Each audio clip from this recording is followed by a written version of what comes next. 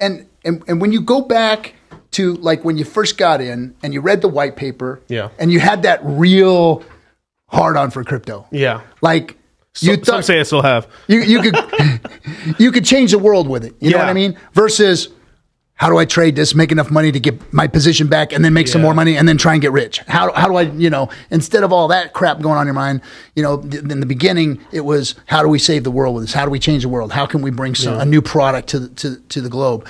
And Hex brought that back, because that was gone. In 17, I was like de-virginized, and I was completely jaded with crypto. I got in 14 and played the couple of runs, but then in 17, that was the run of all runs. Yeah. But we were all in the Telegram rooms watching what was going on. But that's the retail cycle. Yes. So remember, it's now this just all theoretical right here, and I've got somebody working on a cartoon version of this. Seriously, I do. I really do. But it's a two-step cycle basically. It's an 8-year total cycle, but part one, which is the original 4-part, is a innovator DeFi sort of cycle, or it's an innovator, the early DeFi innovators, right? Then it goes to a retail. Once this technology has been sort of proven, they then go into working models, and then they bring the retail in. That's 2017. My feeling is right now is that we're heading into a retail cycle this time around. Because basically, look what just happened. So we all got rugged because of all these. Not us, not the Hexagons. Shout out to the boys, but everyone got rugged on Luna, Celsius, Voyager. I mean, all these centralized and DeFi sort of things, right? Yep. Even people like the fake DeFi. Even people who got rugged. I know people got rugged on not by rug, but there's just the positions got liquidated. People who are long and shorting got liquidated. I know people who were lending money on Aave. Gone with the prices. When Luna crashed, Celsius, gone. Your loan's been called, and it's gone. Right, all that stuff. Right, not the Hexagons. Right, but people who are just using DeFi how they're supposed to. Get the coins, do this, stake it. Move money around here, but not to get too fancy. Not to get too fancy with it. This time around, we're in this next 4-year cycle. Like right now, we're barely in. We're in this year. We're in the 1-year one right now of that cycle, and look what happened. We've gotten a brand new thing that happened. So back to the L7 loser, right? The box right here, and that point of the L1 narrative box, right? Of the L1 starter pack is the Aave, right? You need a place to borrow and lend. Well, what just got created is you have something called GMX, which is basically, now I don't fully agree with the whole thing of I personally am not really good but I get it. It's what they've created is basically an engine on top of Arbitrum that's now been moved onto AVAX. That's actually getting branched out into all their chains, even Phantom and stuff now a little bit. But basically what it is it lets you do longing and shorting on chain. No more exchanges. Okay. And then you hold the token, you stake it, you earn the revenue of the platform. So it's not money out of thin air. It's money off of fees. So it's like you're owning the casino. Now, people are going to make casinos no matter what. So, but it's just the sort of thing where just like some of the best performing companies in the world are cigarette companies. The vice companies, they make a lot of money, and it just is what it is. I mean, we're in fucking Las Vegas. Literally, there's Las Vegas behind me. The trading game is never going to go away. It's never going away. It's never going away. But look what just happened. Because of people getting rugged because they got imagine this. All right. If you're going to be at the casino, you at least want the casino to be fair. Fair rules.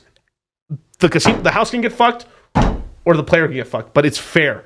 What happened is we found out that places like FTX were playing not fair. Not fair. They wouldn't. What was it? They were $40 billion in debt to their own customer base because basically they wouldn't liquidate their they wouldn't liquidate their company, or they wouldn't liquidate their trading partner and stuff like that. So they were in God mode where they could trade, they could do every stupid trade under the sun. Oh well, we got liquidated. No, we didn't. Position's still up. Just print some more. It just prints some FTT. More. Yeah, so we just won't liquidate you. Wow. Okay. With something like this, it's all on chain. You can tell what's going on, and you can tell who's actually a good trader, who's not a good trader, and you can make money on it. But what's going on with that is, watch this moment, the Uniswap moment. This is the second part of it, right? The Uniswap moment of this cycle is the GMX thing in the back, because the people are now, I'm seeing this now, people are now taking the GMX engine, the engine of it, not take the rest of it off. Just the engine. That Hellcat inline V8 or whatever the fuck, 6.2, right? Taking that engine and now putting it on other stuff. So now they've taken that engine that works and works decentralized and stuff like that, and they're putting sports betting. And they're putting this. They're starting to put more things on it, just like we used Uniswap originally. So what's going on is this cycle is heading more towards on-chain everything. So fuck this shit. Fuck centralized. Everything's gonna be on-chain. So they're taking the GeoMX engine along with the Uniswap V3 and the Balancer V3, taking all that stuff and adding it to everything, every other idea everyone has, and it's working now. Yeah. I'm seeing it. Well, I mean, on-chain is going to be the thing that gets us away from regulatory. I think that's going to kind of protect us. However, we have to be very careful not to forget that we need a mixer, that we need something like Tornado Cash that can protect our anonymity. Yeah. Let us use crypto to run businesses, to be able to send somebody funds without exposing my whole financial situation, right. To be able to pay this employee and that employee without him going, dude, how are you paying this guy more than you're paying me? I mean, we need that in crypto. And so we've got to be very careful not to let the regulators do what they're doing, like what they're doing to Tornado Cash. I get it. I understand money laundering. I understand worrying about terrorist threats and blah blah blah blah blah. But it's such a small amount of risk. They don't care about that, dude. They really don't. No. It's an excuse. If you ask any senator to give up their bank account, anyone to show what possibly stock they could have bought, Nancy, before any laws go in or anything of that predisposition, they'd be like, no, you can't have that. Maybe don't release your tax returns.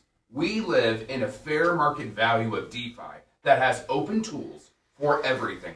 Engines that can be fair instead of a casino that favors the house. And that is exactly why the utility is what we're being built to fundamentally create an equal system for all. Not the people that make the laws, break the laws, or anything like that. That's exactly what we are building within this ecosystem. Boom. Hit a Pepe on that. That was beautiful.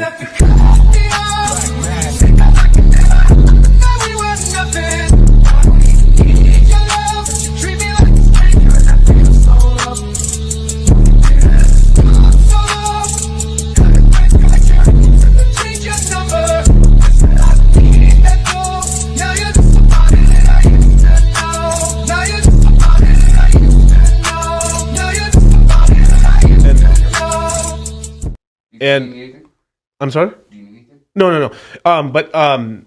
Fuck some water.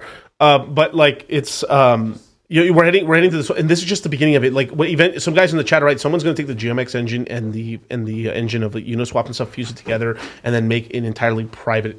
Like, imagine that you go on this index. I mean, you go on this swap, you just bridge into the swap or somehow, or like this is very rough caveman ideas. Boom, all, and then when you pull it out, that's it. Just like Uniswap. Just like Uniswap and stuff. And then, you're like, wow, cool. But it is probably one of the most dangerous things to build or make or whatever. Oh, there's bottled water and stuff in the fridge. Yeah. But like, it's probably one of the most dangerous things to make because they're coming after you. And I think a non-American could do it and get away with it. But as an American, it's just like, this is the big problem right now is like we have all the capital here. We have all the idea. We're the most creative people in this world. And then like, fuck whatever you heard. I mean, I'd be like, if we're just being really for real, like when Americans put their heads together, they create some crazy things faster than anybody. Like we're like, you could say a lot about the Chinese system. The Chinese system is really good at replicating and making things very fast and stuff like that, but they suck ass at creating anything new. That's why they steal everything. There's a lot of corporate espionage and stuff like that that's going on, and it's off of U.S. and like European countries, companies and stuff like that. And I'm not saying they don't have their own innovation and stuff, but there's just a lot of like stealing of technology, and it's our technology. The Americans' technology and stuff. But the longer it goes by, this money's here and stuff like that, eventually the best companies and stuff are not going to be like we're one of the reasons we gained so much in the 90s and the 2000s from the tech sector was because we allowed the tech sector to grow. Yeah. We allowed Amazon not to get taxed online for fucking ever. I remember what was it, 2010 or 11? They were like, all right, we're putting sales tax on Amazon now. Barely. So they allowed the internet to grow without sales tax. So even though it's a small little thing, people were like, "Well, I'd rather buy online because I mean, like I'm getting instantly a 9 or 10% savings."